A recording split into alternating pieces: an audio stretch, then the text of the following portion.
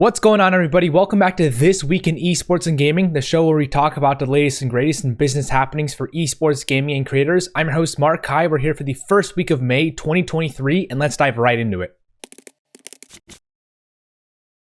For our first top 3 story, the Chengdu Hunters and Copenhagen Flames are no longer, according to a report by the Esports Advocate. Chengdu Hunters have been disbanded, of which most of the players have moved to 𝗠𝗿𝗖 or have become free agents. The 𝗠兄-operated team was speculated to have disbanded in January when they tweeted a goodbye tweet after the NetEase and Activision Blizzard partnership failed, which left games like World of Warcraft, Overwatch 2, StarCraft 2, and Hearthstone unable to be played in China. That being said, Overwatch League has apparently found some workarounds for other Chinese teams to continue playing from the region. So it seems that the Chengdu Hunters disbanding might not have solely been because of the NetEase Activision Blizzard debacle. This comes after Overwatch League opened up their East Division in February to give non-franchise teams an opportunity to compete alongside Overwatch League teams. Now for the Copenhagen Flames, they're going under due to bankruptcy, which was announced earlier this week. The org was unable to secure more funds to ensure its survival, which is most notably competing in the CSGO esports scene. The org was unable to qualify for the past 2 CSGO majors, which was a large reason why they weren't able to secure those funds. Additionally, the org cut its Fortnite roster in 2023 to reduce its cost, but that wasn't enough according to the former CEO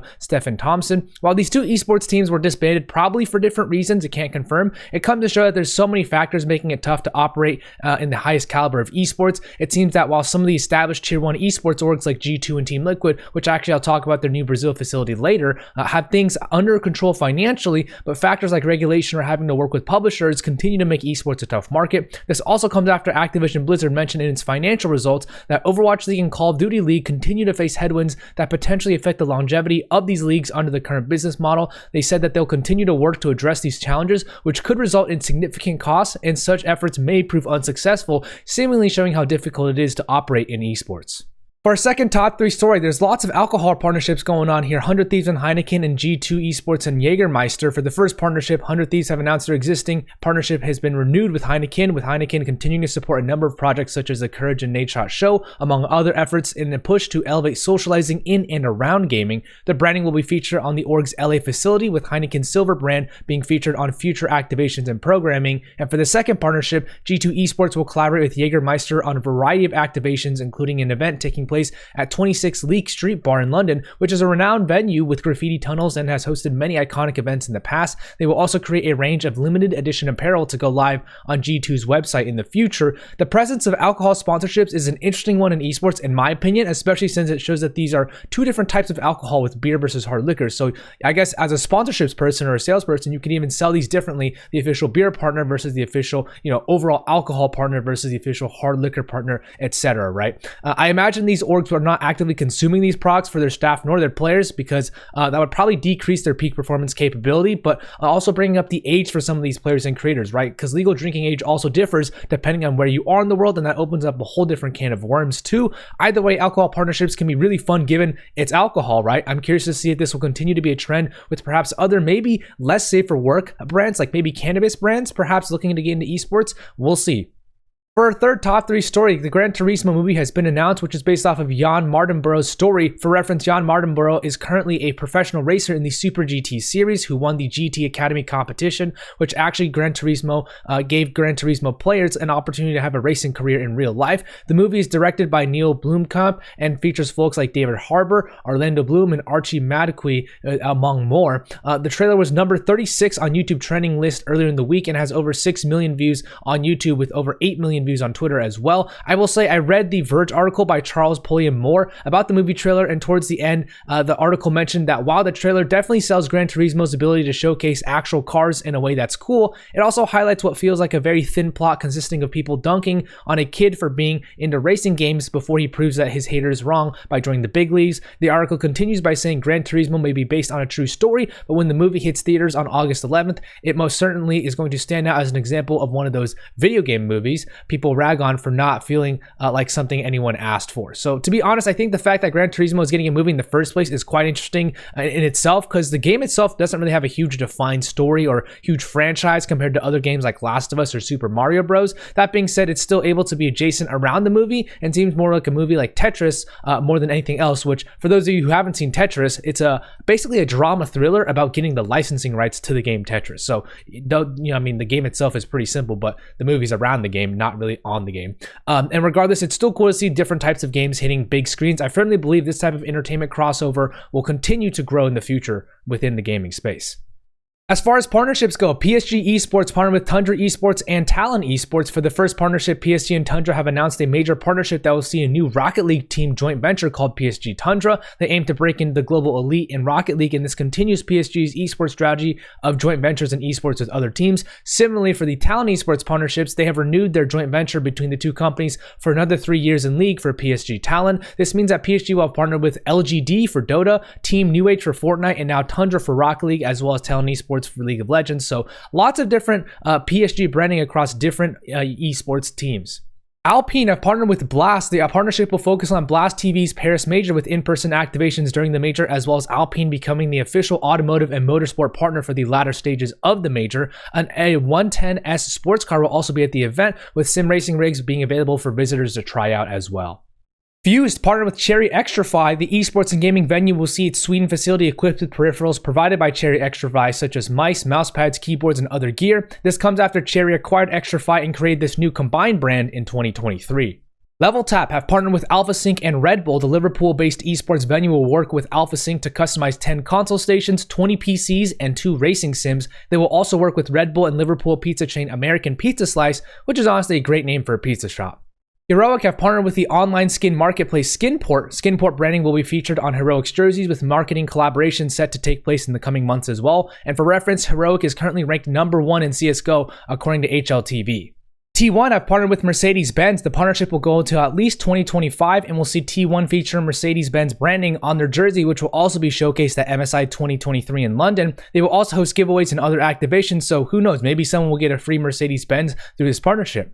As far as finance and M&A goes, we have a light week here. Frantic Games have raised $2.4 million in their pre-seed round. The Turkish games company will use this to continue developing hybrid casual mobile games. And you might be asking yourself, what is a hybrid casual mobile game? It's basically a hyper-casual mobile game combined with sophisticated progression mechanics so that more mid-core gamers are interested. Things like competitive social features and a robust in-game economy and more are often features of hybrid casual mobile games.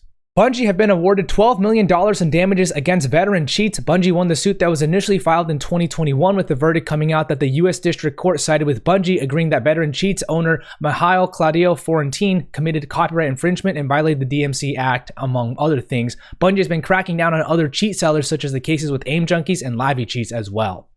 As far as workforce changes go, Fabio Tombosi and Ryan McKenna joined ESL Facebook Group as the SVP of Marketing and Editorial Staff, respectively. Fabio will be tasked with overseeing all of EFG's marketing efforts across all channels, and he has tons of experience in marketing, as he was formerly the SVP for football for marketing, and he was the CMO of Saucony as well in the past. He's held senior marketing roles at Adidas, Nike, and Nokia in the past, so he's well versed in the space, and he holds an MBA from Northwestern University's Kellogg School of Management. On the other side of things, Ryan is currently a student at Wilfrid Laurier University and is only a first year getting his bachelor's of computer science. He has had social media roles for Dark Zero Esports, Team Liquid, The Score, as well as Blast, so quite a few notable names. Congrats, Ryan. Keep doing awesome things. Great to see young talent like yourselves making it in the space.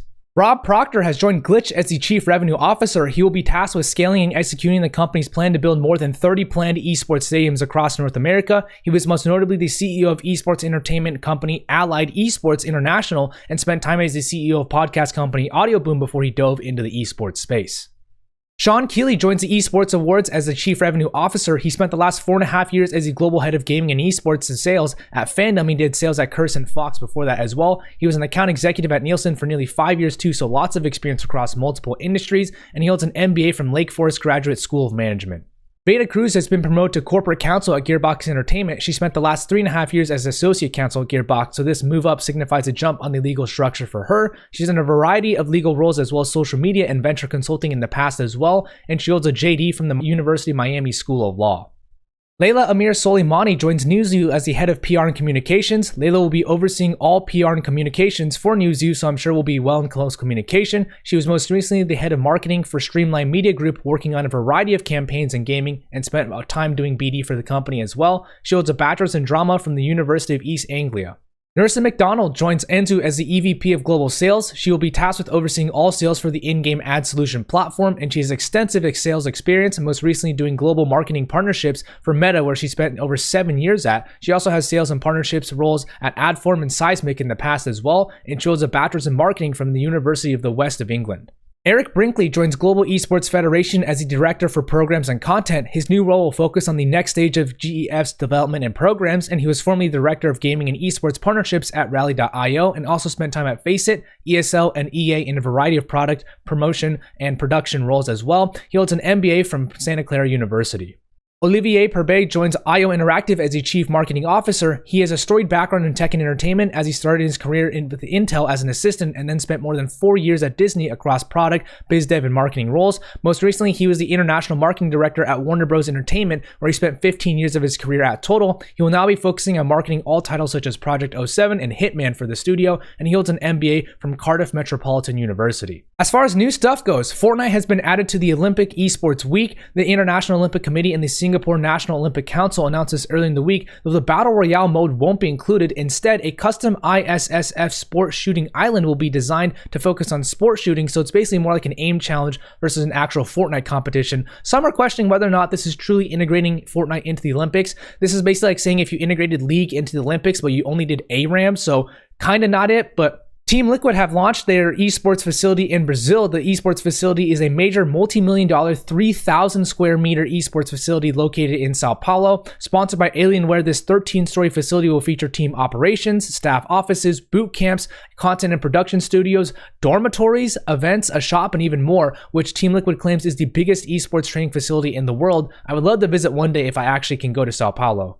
That's it for this week in esports and gaming. Thank you so much for tuning in. Credit to the authors and brands themselves for the images and information provided. Once again, shout out to James Fudge, Hongyu Chen, and Tobias Sek for the Esports Advocate. They're doing great work out there with that. And if you know someone who'd find this valuable, I'd appreciate if you could tag them down below or share this with them. Otherwise, everybody, have a great day.